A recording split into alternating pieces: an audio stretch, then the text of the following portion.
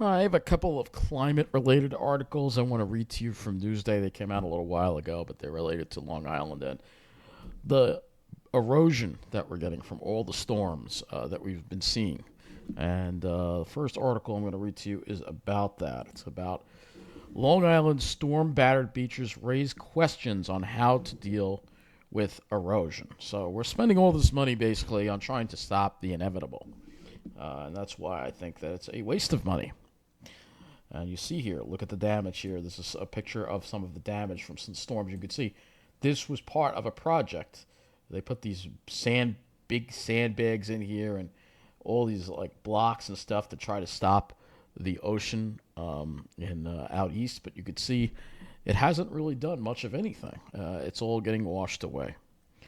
So it says Long Island seeks a long-term plan to combat coastal erosion. So it says on the bluffs of Garvey's Point Preserve overlooking Hempstead Harbor, the sandy soil has washed away from the roots of trees that cling to the steep slope, their poorly anchored trunks leaning precariously toward the beach. Even on a windless day in February, the bluff was shifting almost imperceptibly as a bit of sand and a few pebbles slipped down the face of the bluff and came to rest on the beach.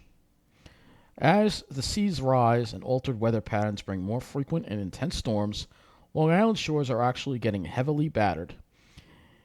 In three storms in December and January, heavy waves and rainfall scraped away the foundations of the North Shore's iconic bluffs and swept sand from the South Shore's wide beaches. Many Long Islanders reported the winter storms brought the most dramatic beach erosion that they've seen, said Allison Branco, the climate adaptation director at the Nature Conservancy in New York. In the wake of the storms, Newsday set out to chronicle the damage and talk to the experts and local residents about their expectations for the future if such trends continue. And you can see here, sand restoration is taking place here on the Montauk beaches. So they keep putting the sand back there, and it keeps getting stripped away. So replenishing stripped beaches. The most alarming erosion caused by the storms on December 18th, January 9th and 10th, and January 12th was on South Shore beaches, including at state parks such as Gilgo Beach and Hither Hills, and on Fire Island. Damage estimates are still being calculated. In late January, Governor Kathy Hochul pledged $5 million to repair structures on Overlook Beach in Babylon and for eroded beaches in Fire Island, Pines, and Cherry Grove. As the seas rise and altered weather patterns bring more, all right, we already read that already. It says here, replacing sand is the most immediate remedy, but it is a costly and temporary fix. Most experts advocate nature-based solutions, but say rising seas will begin to outpace even the most effective remedies. Many more communities are asking for help from the state or the federal government, but there's no guarantee their projects will be funded. Ditch Plains Beach in Montauk is one that residents and the local government are hoping can be restored. Until this winter, it was several hundred feet wide at high tide. Now the water reaches within about 100 feet of the dune, even when the tide is out. Storm surge in January overtopped the dunes, ripping the porch from one shingled house. The small dune the owner had built to protect the property had disappeared. Sand does get redeposited seasonally, but we've never had anything like this, said Kay Tyler of Concerned Citizens of Montauk, a year-round resident of Montauk for 12 years. A lot of it won't come back. The town has asked the state for funds to restore Ditch Plains Beach, which was not included in the federally funded U.S. Army Corps of Engineers sand project that recently completed at Montauk's main beach at a cost of $11.2 million. Excluding Ditch Plains was a huge oversight, Tyler said, because Ditch is a destination for Montauk. Anyone who knows Montauk knows Ditch Beach for the surfing, for the scene. It's the coolest spot. Replacing sand is the government's most immediate solution for erosion, but it can cost millions and is a temporary fix. The Corps assumes most of its sand projects will last 4 to 5 years before more sand needs to be dredged and pumped again. Some projects are disappearing much faster. 2 years ago, the Corps pumped sand on Gilgo Beach in Babylon, but the beach was heavily eroded again this winter. On a gray day in late February, Billy, a Deer Park resident who declined to give his last name for privacy reasons, zipped his jacket against the wind as he headed out for a walk on Babylon Cedar Beach. He said he has lived in the area most of his life and has witnessed several severe erosion in recent years. Sore Thumb Beach, about a mile east, was once his favorite fishing spot, but it has become so depleted that he switched to Gilgo Beach. But Gilgo, too, is shrinking. He said every year it gets smaller and smaller. Here's a picture of the eroded bluffs at Garvey's Point. You could see the roots of the trees just sticking out there like that. Half a mile down the shore, the road leading to Overlook Beach was blocked by a metal gate with a sign, Overlook Beach closed due to erosion. Erosion now affects nearly half of East Hampton's 60 miles of bay and coastal shorelines, according to the town's 2021 Coastal Assessment and Resiliency Plan, a blueprint for addressing rising sea levels. The plan identified erosion as its first priority among many problems caused by sea level rise. But the town considers sand replenishment an interim measure approximately limited to the next 15 years, while officials work on longer-time climate adaptation strategies. While Tyler favors the beach replenishment projects, her organization is also advocating for more far-sighted solutions.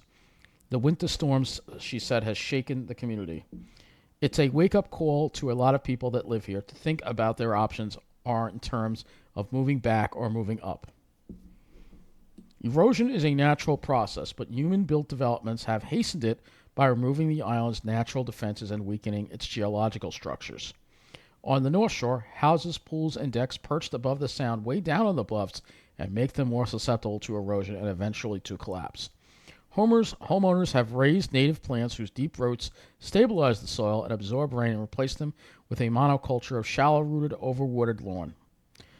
Once the healthy tangle of grasses and shrubs are gone, storm water and excess sprinkler water spill over the edge of the cliff, bringing the loosened soil with it. Sediment that once flowed to the ocean and replenished beaches along the east coast has been blocked by thousands of mill dams built on rivers and streams in the 19th century, many of them now defunct but still causing ecological damage. Salt marshes that temper the force of the storms have been drained and filled in for development and strangled by pollutants. And dunes that buffered storm surges have been leveled to make way for properties perched close to the water, including Montauk's famous motels. When the motels were built in the 1950s and 60s, I don't know that there was an awareness of the dunes as a primary defense, East Hampton Deputy Supervisor Kate Rogers said as she surveyed the damage in late January. Today, many of Montauk's remaining rolling dunes have been scoured into deep escarpments. On South Edison Beach, a row of wooden staircases leading down to the water stop well short of the solid ground. The bottom steps have been torn away and the sand swept out to sea. I didn't know that there was an awareness of the dunes as a primary defense when the Montauk motels were built. So, for many years, the solution to protecting human structures from erosion has been to build more hard structures, seawalls, breakwaters, groins, bulkheads, to keep waves from pounding the shore. These strategies can be effective in defending a targeted stretch of beach, but they don't really prevent erosion. They just displace it. Erosion sort of works like a conveyor belt. The sand should just make its way all on the shoreline. Every time we interrupt that by hardening, we're just robbing the sand from somebody else downshore. When a jetty at West End 2 in Jones Beach was extended some 20 years ago, the beach at Point Lookout across the Jones Inlet just eroded away, recalls Dave Wan, the owner of Unsound Surf Shop in Long Beach, where he has lived since he was a child. When I was a kid, it was the biggest beach, Wan said, but after the jetty extension, you saw Point Lookout disappear. Armoring the shore also gives people this false sense of security, so they wind up building behind the walls even more. And then at some point the wall will fail or it will be overtopped. The water is going to rise, and absolutely nothing we build is going to stop that, she said. And that's the right attitude to have. Most experts now advocate nature-based solutions, such as rebuilding dunes flattened by developers, strengthening bluffs with tough native plants, and restoring shellfish reefs, sawgrass meadows, and salt marsh. Some Long Island marshes have been restored in recent years, including Wertheim, Lido Beach, and Seatuck National Wildlife Refuges. Similarly, nature-based solutions for eroding bluffs are focused on re-establishing native plants whose roots knit the loose soil together, sometimes aided by eco-engineered inventions. Sarah Schaefer-Brown, a sustainable and resilient communities specialist with the New York Sea grant, said these solutions are a more promising approach in times of rapid climate change because they allow the shoreline to be flexible and adaptive instead of trying to control the site. In the coming decades, though, the rising seas will begin to outpace even the most sensible and effective nature-based solutions. Already at Garvey's Point Preserve, one of the trails leading down to the water is closed. The wooden steps once set into the eroded hillside have broken loose and tumbled toward the beach below. Down at the shoreline, a sign warns visitors to please stay off the cliffs. Scrambling on the unstable slope will disturb the soil and worsen erosion. So all of this is coming together to really be a problem for the shore areas of Long Island, even though those are, again, especially on the South Shore, those are the most desirable areas for people to be. They're not realizing what's happening, and that is that the sea levels are rising. We're seeing rapid melt of our ice caps, and the sea levels are going to continue to rise. And in addition to that, you have a warmer ocean, which is going to actually cause the sea levels to rise more, and as well as more severe storms, which is going to cause more flooding. So again, you have to wonder why all the investment on these South Shore areas when we know what's going to happen. And when you take a look at Long Island here, you see the Bay Area Islands here, all right? And we're already seeing flooding along the South Shore more frequently. Yet we continue to build there. We continue to invest there while the middle of the island languishes because of quote-unquote demographics. It doesn't really make a whole lot of sense. But then again, Wall Street people have never really been that smart to begin with. So, and just to point out, again, some of these beaches that they were talking about here. Gilgo, here's Sore Thumb Beach. And there's just been a lot of erosion in these areas. And eventually this is all going to probably go underwater. And there really isn't anything we can do about it. We've passed the tipping point with the climate change. This is all going to go underwater. And I'm going to miss a lot of these places too. But there's really nothing really we can do to stop it. But yet we continue to pour money in because of places like this. Places like Dune Road here, right, where you had a lot of rich people that live here. Just show you what I mean. Right on the water here. They live right on the water, and these are places where we shouldn't have development. All right, we shouldn't have any development here. All right, so I'm against trying to, build walls or anything to protect these houses because they decided to build here. They have decided to live here, and honestly, I think this should just revert to its natural habitat. That's my own opinion. We should not be bailing out these areas that continue to. It's very fancy over here. I'll show you again how. Doing road here, very huge houses, huge mansions right on the ocean. This is not sustainable. This is not sustainable at all. And we got to stop spending money on these people, all right? That's the way I look at it anyway. As far as I'm concerned, just the state should just buy up these properties and have this all raised and turned into an undeveloped area. That's what I think should happen. All right. But we all know the snobs not gonna be cool with that. So the other thing, of course, it's not just a problem for the shore. It's also a problem for inland areas. And of course, this doesn't really get too much coverage because it's not the South Shore. But an epic flood in this Farmingdale street has residents pumped for a legal fight. So we're seeing more and more of these heavy rain events, and they're causing flooding inland as well. I figured that was the perfect time to talk about these issues because we're talking about the rainfall, the excessive rainfall that we're going to be seeing again this weekend. Lynwood Avenue in Farmingdale looks like many residential neighborhoods on Long Island, except when it rains. That's when residents start to look anxiously out their windows, waiting to see if the water will rise and invade their homes, like it did on September 29th. That day, their fears were realized when a flood engulfed the street and spilled into their homes, filling basements and destroying children's beds, appliances, and family heirlooms. That storm dumped more than 9 inches of rain in parts of the region. It was a waterfall, 4.5 feet of water. I just hit the power off on the house and waited for it to stop, said Lynwood Avenue resident Rich Goslin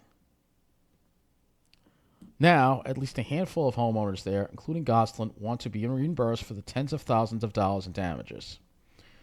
Newsday spoke to 5 families from Lynwood Avenue who said they sent notices of claim to Nassau County, Farmingdale, and the town of Oyster Bay seeking to recover expenses from the storm. The homeowners have alleged in part the county was negligent in its maintenance of sewer basins that surround their homes. And again, this is more proof of what I'm saying. They're too busy taking care of the South Shore to take care of the middle of the island. The residents said their home insurance policies either didn't cover all of the damages or didn't cover any at all. At least 2 of the homeowners on Lynwood Avenue, which isn't close to a body of water, said they didn't have flood insurance policies. The Nassau County Attorney's Office sent denials to at least 4 of the homeowners who filed notices of claim against Nassau. The purported claim damage resulted from a natural cause without human invention and one that could not have been prevented by reasonable foresight or care, said the denials. No stopping it. Susan Miles, one of the homeowners who filed the notice of claim, said 7 of the Lynwood Avenue residents did the same. Their claims are precursors to civil lawsuits against public agencies. Miles, 60, has lived on Lynwood Avenue for 4 years. She said water rose quickly during the storm, then came in through windows in her basement before it took hours to recede. Water was up to my front door and up to my back door. There was no stopping it. She had to replace furniture, appliances, walls, and doors, according to her notice of claim. The homeowner has said she spent $12,000 to fix damage after her home insurance policy rejected her claims. The company said her policy didn't cover damage from water that comes from outside the house, who said that she didn't have separate flood insurance. Gotta love these insurance companies, right? Anything they can to get out of paying people. Carmen Alfaro, 65, who lives across the street, also filed one of the notices of claim, and he has spent $10,000 on repairs. So this is what happens to people's homes. This is terrible. It's a major disaster. In December, President Joe Biden declared the September 29th storm a major disaster. Nassau County asked for financial aid through FEMA's Public Assistance Program with a request through the state, said Colin Brennan, a spokesman for New York State Division of Homeland Security and Emergency Services. Such a request, however, only allows FEMA to reimburse Nassau County for repair efforts, according to Brennan. He said a separate request for individual assistance the county didn't make is what is needed for homeowner reimbursement. The state official said the federal government previously granted individual assistance to New York after the 2022 Buffalo blizzard, the 2021 storm remnants from Hurricane Ida, and after Superstorm Sandy in 2012, all of which caused fatalities. Brennan said the county could amend its application to include an individual assistance request. Chris Boyle, a spokesman for Nassau County Executive Bruce Blakeman, didn't respond to a question about whether the county would consider such a request. Of course he wouldn't. Blakeman doesn't care about the middle of the island. He thinks we're he actively just likes. I think he gets his jollies out of putting us down. I really do. Boyle said before Biden's major disaster declaration, a disaster declaration from the U.S. Small Business Administration in November made low-interest, long-term loans available for homeowners to pay for September storm repairs. Blakeman's spokesman added that Nassau County is responsible for about 550 stormwater basins, and the storm was a 100-year rain event that surpassed the capacity of the county's infrastructure. Well, it's not going to be a 100-year rain event anymore. This is going to be more like a maybe every other year rain event. Maybe a yearly rain event. Maybe a multiple-year yearly rain event, because this is what's happening with climate change. But, of course, Bruce Blakeman is one of those assholes who doesn't believe in climate change. There is no record of any concerns associated with the 3 stormwater basins, nor any past issues reported by the community, Boyle said of the trio of county basins that service Lynwood Avenue. Dump trucks full of muck. Farmingdale Mayor Ralph Ekstrand said the village hired H2M architects and engineers in October to create a plan to mitigate stormwater flooding on Lynwood Avenue, though it's still in a preliminary stage. The mayor said in response to the question about notices of claim against the village that he sympathizes with the losses suffered by Lynwood Avenue families, but didn't address if Farmingdale has any liability. Ekstrand said the county has been doing sewer basin cleanup in the Lynwood area and took a minimum of 4 dumps worth full of muck out of there in recent weeks. So after the fact, that's when they start maintaining it. Town of Oyster Bay spokesman Brian Nevins said the town has been improperly named in the homeowner's notices of claim and has no jurisdiction over the roadway or its drainage system. Lynwood Avenue resident Ryan Schneider, 43, said the basement bedroom of his two children, ages 11 and 7, was inundated with water during the storm. He said water began to come through the home's windows, and before long it was coming from everywhere. The damage forced his family to relocate for more than 2 months. Schneider said he got one of the low-interest federal loans to make repairs and recovered $17,000 from a home insurance policy, but the storm did about $90,000 worth of damage to his home. It faults the county and says damage was caused by the storm drains not being properly maintained. Schneider said even routine storms led to backups that caused street flooding in minutes. So when it rains, anxiety starts to build on Lynwood Avenue. If it happens again, it's just going to be devastating. And we all know that Mineola also has some very bad drainage, and the same thing is probably going to happen here. We've just been lucky that we haven't had 9 inches of rain in Mineola, but if it does happen, this town is going to have some serious problems. So let's take a look on the map and see where Lynwood Avenue is in Farmingdale, just to get an idea of the area. I'll put Lynwood Avenue, Farmingdale. Let's see where it is. It's over here, so it's in this area right here. And he said that there is a flooding issue in this area. It looks like there's a Farmingdale Municipal Garage over there that it looks like they're doing some construction on. Let's look at the actual street. So this is Lynwood Avenue right here. Now, let's take a look at the storm drain to see how many storm drains there are here, because so far I haven't seen one. That's any storm drain. Let's see. I don't see any drains here at all. All right, here's one. And look, it's clogged. This is an old street view from July 2011, but you can see it's clogged with some leaves. This is an old street view. Google hasn't even updated. So here are the drains right here. I guess they're all in one spot. You can see the leaves are clogging. It doesn't seem like there's any maintenance. Or this one seems like it's okay. I'm guessing it's like in a low line. Everything just flows down in here, I'm guessing. But the problem is they have everything going to the bottom, and they don't have a drain halfway through here that would catch some of the water that would be coming down. And I don't see any drains over here. Here's one over here. Yeah, these don't look like they're very well maintained. They do not look like they're well maintained, but I could see that it's kind of like in a sort of a low-lying area, so all the water comes flowing down from up this hill here, and then it's only got this one drain here.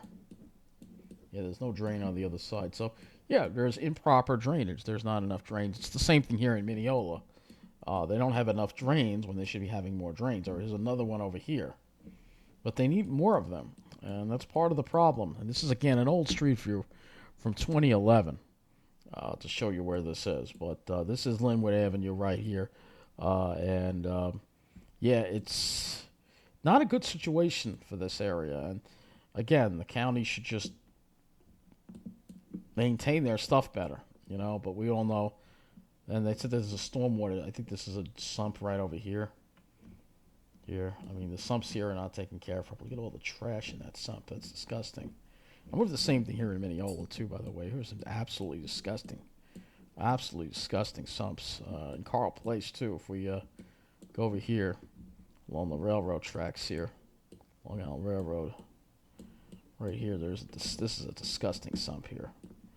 They don't clean this at all. You can see all the trash in here and everything. So, it's not taken care of. It's the same deal here.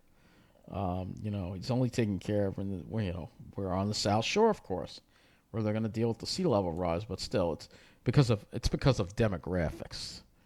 So you get the idea. It's all because of demographics. So common sense does not apply here. So there you go. Some stories about how climate change is affecting Long Island, and it's only going to get worse from here.